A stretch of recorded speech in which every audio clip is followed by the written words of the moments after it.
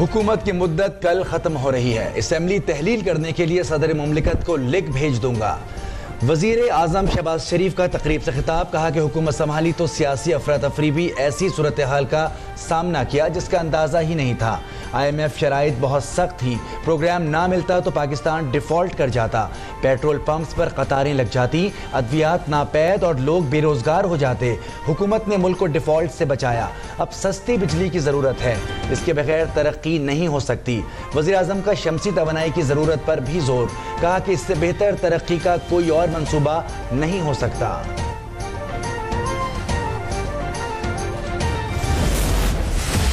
گزشتہ حکومت نے 18ویں ترمیم میں ڈاکہ ڈال کر سندھ کے اسپتالوں پر قبضے کی کوشش کی۔ آج ہمارے اسپتال ہمیں واپس مل گئے۔ چیئرمین بلاول بھٹو کا تقریب سے خطاب، 2-3 روز میں الیکشن مہم شروع کرنے کا اعلان۔ کہا جیالے ہمیشہ الیکشن کے لیے تیار ہیں، چاہتے ہیں سندھ بھر میں ایسے ادارے بنائے جہاں سے غریب عوام کو فائدہ ہو، صحت کی مفت سہولیات ملیں۔ Chairman Peoples Party Bilawal Bhutto نے سکھر میں میڈیکل کمپلیکس اور چائلڈ ہیلتھ انسٹیٹیوٹ کا افتتاح بھی کیا۔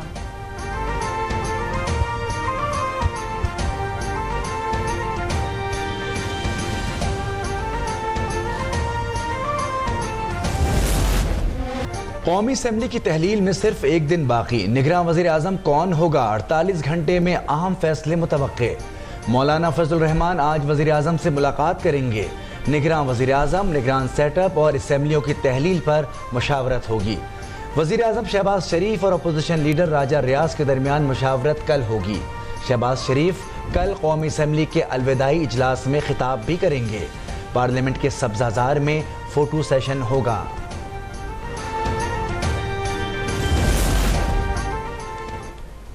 نگراں وزیر اعظم کے لیے پیپلز پارٹی نے جسٹس ریٹائرڈ مقبول باقر اور MKM نے گورنر سندھ کامران ترسوری کا نام تجویز کیا۔ حفیظ شیخ، شاہد خاقان عباسی اور فواد اثر فواد کا نام بھی زیر غور۔ ڈاکٹر عشرت العباد، ذوالفقار مکسی اور ڈاکٹر امجد ثاقب کا نام بھی نگراں وزیر اعظم کی لسٹ میں شامل۔ کاروباری شخصیت میاں منشا اور سابق چیئرمین نائب آفتاب سلطان بھی دوڑ میں شامل۔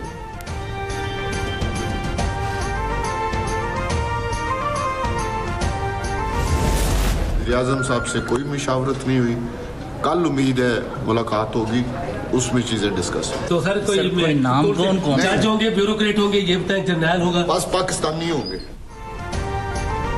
نگراں وزیر اعظم کے لیے اپوزیشن لیڈر راجہ ریاض کا ہوم ورک مکمل، ساتھیوں سے مشاورت بھی کر لی۔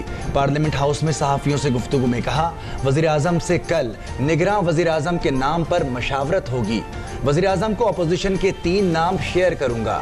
صحافی نے سوال کیا، نگراں وزیر اعظم کے لیے کسی جج، جرنیل یا بیوروکریٹ کا نام دیا ہے؟ راجہ ریاض نے جواب دیا کہ نگراں وزیر اعظم پاکستانی ہوگا۔ سندھ اسمبلی 11 اگست کو تحلیل ہوگی۔ وزیر اعلیٰ مراد علی شاہ اور اپوزیشن لیڈر کی ملاقات 1-2 روز میں متوقع۔ اپوزیشن لیڈر رانا انصار نگراں وزیر اعلیٰ کا نام پیش کریں گی۔ اسمبلی ختم ہونے کے 3 دن میں کسی نام پر اتفاق نہ ہوا تو معاملہ الیکشن کمیشن میں چلا جائے گا۔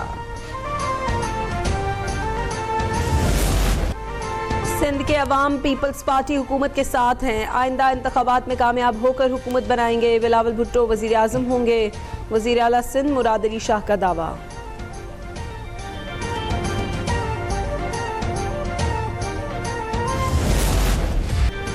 پاکستان مشکل ترین حالات سے نکل آیا، وسائل کی بندر بانٹ کے بجائے منصفانہ تقسیم کے نظام پر متفق ہونا ہوگا۔ حکومت اور اداروں نے مل کر جامع نظام وضع کیا۔ سپاہ سالار نے پاکستان کو آگے بڑھانے کا پروگرام دیا۔ وزیر اعظم کا GSQ میں تقریب سے خطاب، کہا ملک کو محفوظ بنانے کے لیے شہداء اور غازیوں کی قربانیاں تا قیامت یاد رکھی جائیں گی۔ ان کے متعین کیے راستے پر چلنا ہوگا۔ وہ وقت جلد آئے گا جب پاکستان قرضوں سے جان چھڑا کر اپنے قدموں پر کھڑا ہوگا۔ چیئرمین تحریک انصاف انتخابی سیاست سے آؤٹ، الیکشن کمیشن نے 5 سال کے لیے نااہل قرار دے دیا۔ الیکشن کمیشن نے NA 45 کرم کی نشست سے ڈی سیٹ کر دیا۔ چیئرمین PTI کو سیشن جج کے فیصلے کی روشنی میں ہٹایا گیا۔ نوٹیفیکیشن جاری۔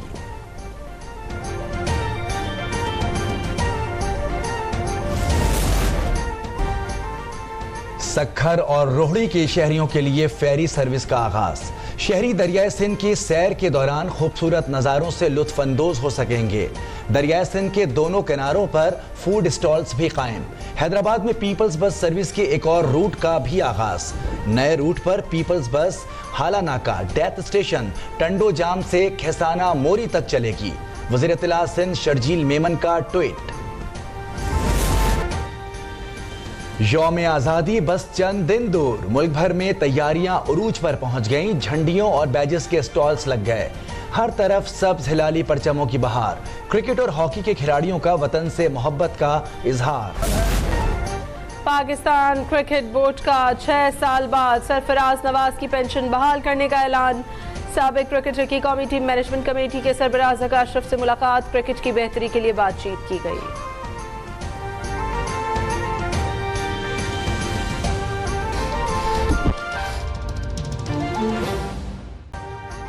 अभी सब्सक्राइब करें ताकि कोई खबर रह न जाए।